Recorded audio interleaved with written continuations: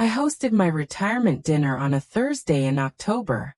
I remember that because Thursdays were always sentencing days, and for 45 years, I never missed one. But that night was different. That night, I was no longer the person who decided. The white tablecloth had a small wine stain near my plate. I kept looking at it while everyone was laughing. It had been there since the salad course. No one else seemed to notice. My nephew Marcus stood 3 tables away, watching me with his phone in his hand. I had not invited him to sit at the head table. That decision was made 6 months ago when I finalized the seating chart. He knew why. We both did. But he came anyway, in a gray suit I had never seen before.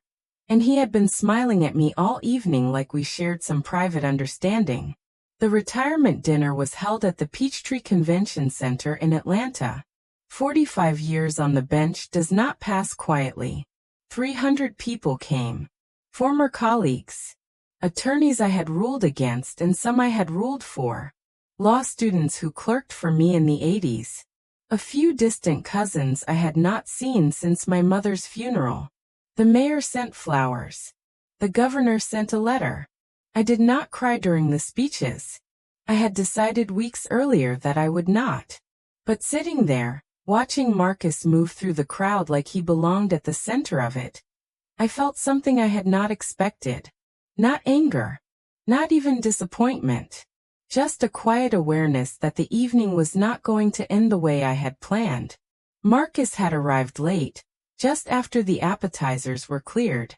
He moved through the room like he had hosted the event himself, shaking hands, laughing loudly, introducing himself as my sister's son, which was true, and as someone who worked closely with me on legal reform initiatives, which was not. My sister Diane died 4 years ago. Breast cancer. She was 58. Marcus was her only child, and after she passed, he started calling me more often. Not to grieve. Not to remember her. To ask about my will. To suggest I consider his future. To remind me that I had no children of my own. The first time he said it, I thought perhaps he was just clumsy with words. Young people often are. But the second time, I heard something else. Something calculated. Something that sounded too much like the opening statement of a case he had been preparing for months. I did not argue with him. I just stopped answering when he called. The entree arrived at 7:45. Herb-crusted salmon with roasted vegetables. The kind of meal that looks elegant but leaves you still a little hungry. I ate slowly. My hands were steadier than I expected. I had been nervous all week about this night, not because of the attention, but because I knew it marked the end of something I had built carefully over decades. After tonight, I would no longer be Judge Winters. I would just be someone who used to be. That thought made the room feel larger and quieter than it was. Marcus was still watching me. I could feel it even when I was not looking in his direction. He had moved closer now, standing near the bar with a glass of something dark. Whiskey, probably. He drank the way young men do when they want to appear older than they are. Slow sips. Deliberate pauses. Eyes always scanning the room. I have watched people lie for most of my adult life. You learn to see it in the way they hold their shoulders. The way they pause before answering simple questions. The way they smile when no one has said anything funny. Marcus smiled like that. I wondered if Diane would have been proud of him. I wondered if she had known, toward the end, what kind of man he was becoming. I wondered if she had seen it, and simply chosen to believe he would grow out of it. Mothers do that sometimes. They see potential where the rest of us see patterns. The speeches began at 8:15. The presiding judge from the appellate court spoke first. Then a retired attorney who had argued in front of me during my first year. Then my former law clerk, a woman named Renee who now taught at Emory. She told a story about how I once made her rewrite a single paragraph 11 times until it was precise enough. Everyone laughed. I smiled because it was expected. But I kept thinking about the wine stain. It was small. Maybe the size of a dime. Just a few drops that had splashed when the waiter poured too quickly. It sat there on the white linen, darker now that it had dried, and I could not stop noticing it. Something about it felt wrong. Or maybe I was just looking for something to focus on besides Marcus. He was moving again. Closer this time. Weaving between tables like he had been invited to make a toast. No one stopped him. He smiled at people as he passed, and a few smiled back because they did not know any better. I noticed he was not drinking anymore. The glass in his hand was still half full. That seemed odd for someone who had been sipping so deliberately just 10 minutes earlier. When he reached my table, he leaned down close to my ear. "Aunt Claire," he said quietly, "can I get you anything? More wine?" I looked up at him. His face was smooth and young. 29 now. Diane's eyes. My father's jawline. But something else too. Something I could not name but had learned to recognize over 4 decades of watching people lie under oath. It was in the way he was breathing. Too controlled. Like someone trying very hard to appear calm. "I am fine," I said. He smiled wider. "You sure? Big night. You should enjoy yourself." He put his hand on my shoulder. Just for a moment. His palm was damp. I felt it through the fabric of my dress. Then he walked toward the bar. I watched him go. He did not look back. But he should have. Most people would have glanced back after a moment like that. To see if their concern had been noticed. To make sure their kindness had registered. Marcus did not. That told me something. The waiter refilled my wine glass a few minutes later. It was a California red. Something I had selected weeks ago from a list the event coordinator sent. I had only taken 1 sip from the previous glass. I do not drink much anymore. It makes me too tired. And I needed to be sharp tonight. I was not sure why yet. But I felt it. But I lifted the glass anyway and held it near my lips, pretending to consider another sip, because Marcus was watching again. I have spent most of my career watching people who were watching me. Defendants trying to gauge my reaction to testimony. Attorneys trying to read my opinion before I delivered it. You learn to notice when someone is paying attention to you for the wrong reasons. Marcus was paying attention to me for the wrong reasons. And then I saw him move. He was standing near the edge of the room now, just beyond the light from the centerpiece candles. His back was to most of the guests. But I could see his hand. I could see the small white pill between his thumb and forefinger. I could see him glance toward my table, then back at his hand, and then I saw him take 3 quick steps forward and lean over the bar as if asking the bartender a question. But he was not asking anything. He was standing directly behind my chair. And my wine glass was 18 inches in front of me, unattended, while I looked down at the dessert menu the waiter had just placed beside my plate. I did not move. I did not turn around. I kept my eyes on the menu and I counted silently to 5.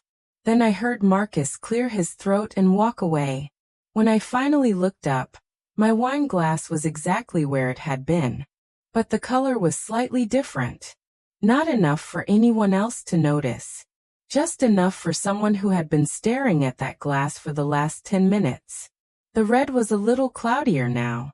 A little less clear at the rim. I set the menu down and placed both hands in my lap. My heart was beating the way it used to before delivering a sentence. Steady, certain, but very aware of what came next. There is a moment in every trial when you realize the defendant has already decided how the story will end. They have made their choice. They have committed to a version of events. And no matter what evidence you present, no matter what testimony you hear, they will not deviate from that story. Marcus had made his choice. And now I had to make mine. Marcus returned to his table and sat down. He checked his phone. Incapacitate me. I wondered what he planned to do while I was unconscious. Sign documents, perhaps. Move money. Call attorneys. Establish himself as my caretaker in front of 300 witnesses. I wondered if this was the first time he had done something like this. And I wondered if I was making the right choice. But I did not stop. Donald returned a few minutes later and sat down without noticing. He picked up the glass in front of him and took a long sip. Then he set it down and started talking to the woman on his other side about a case from 1997. I did not drink from the glass in front of me. I did not feel guilty yet. That would come later. In the middle of the night when I could not sleep. When I replayed those 4 seconds over and over and asked myself if there had been another way. But in that moment, I just felt calm. The toasts were supposed to begin at 8:45. The event coordinator had put together a schedule with specific time slots for each speaker. But people were running long. Someone from the Georgia Bar Association was telling a story that had already gone on for 6 minutes. I was not listening. I was watching Marcus. He checked his phone 3 times in 2 minutes. Then he stood up and walked toward the hallway that led to the restrooms. But he did not go inside. He just stood near the doorway, looking back toward my table. Waiting. I knew that look.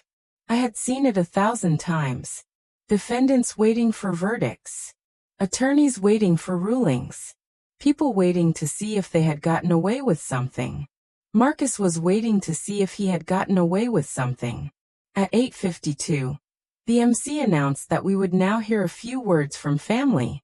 I had not planned for this. There was no family listed on the program. But Marcus was already walking toward the microphone before I could say anything. He moved quickly, confidently, like someone who had practiced. When he reached the podium, he adjusted the microphone and smiled out. At the crowd, a few people clapped politely. Most just watched. "Good evening, everyone," he said. His voice was smooth, warm, the kind of voice that makes people trust you before you have earned it. "I am Marcus Cole, Judge Winter's nephew, and I just want to say a few words about the woman who raised me." I had not raised him. Diane raised him. I had seen him maybe twice a year when he was growing up. But I did not interrupt. "Aunt Claire has always been a woman of principle," he continued. "She taught me that integrity is not negotiable, that justice is not a convenience, that family comes first." He paused and looked directly at me. "And tonight, as she closes this chapter of her extraordinary career, I want her to know that her family will always be here to support her, to protect her legacy, to make sure everything she has built continues in the right hands." His smile widened. The right hands. He had rehearsed that line.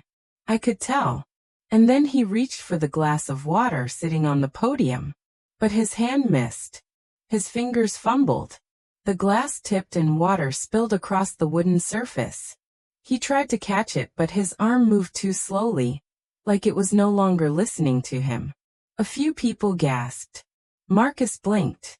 He looked down at his hand like it belonged to someone else. He started. Then he stopped. His face went pale. He gripped the edge of the podium with both hands, and I watched his knuckles turn white. His mouth opened but no words came. Just a strange shallow breath. "Marcus!" Someone called from the back. He tried to step away from the microphone but his legs buckled. He went down hard, knees first, and then his shoulder hit the floor. The room erupted. People stood. Chairs scraped. Someone screamed for a doctor. The MC ran toward him. 2 waiters rushed over with napkins like that would somehow help. I stayed in my seat. I did not stand. I did not rush forward. I just sat there with my hands folded on the table, watching the chaos unfold around my nephew's body. Someone rolled him onto his back. His eyes were half open. His chest was rising and falling but barely. A woman I did not recognize started checking his pulse. "Call 911, she shouted. Someone already had. Within 3 minutes, 2 paramedics arrived. They had been stationed outside for the event, just in case. They moved quickly, professionally, asking questions no one could answer. Was he diabetic? Did he have a heart condition? Had he taken anything? No one knew. They loaded him onto a stretcher and carried him out through the side door. A few people followed. Most stayed behind, confused and shaken, whispering to each other in small clusters. The MC returned to the microphone and said the evening would continue shortly, that we should all remain calm, that Marcus was in good hands. But no one was calm. I looked down at the wine glass in front of me, still full, still untouched. Then I looked at Donald Shipman's glass. Empty now. He had finished it while everyone was distracted. I stood slowly and excused myself. No one noticed. They were all still talking about Marcus, about what could have caused it, about how terrifying it was. I walked toward the hallway and found a quiet corner near the coat check. My hands were shaking now. Not from fear. From something else. Something that felt too much like relief. I had spent 45 years deciding who deserved punishment and who deserved mercy. I had weighed evidence. I had listened to lies. I had sentenced men to prison and set others free.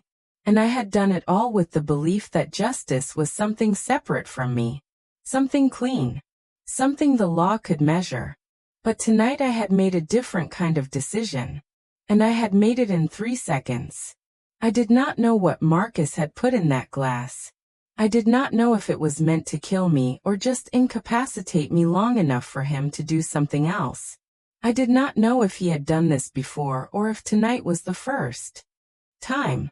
But I knew what I saw. And I knew what I did. The paramedics called from the hospital an hour later. Marcus was stable.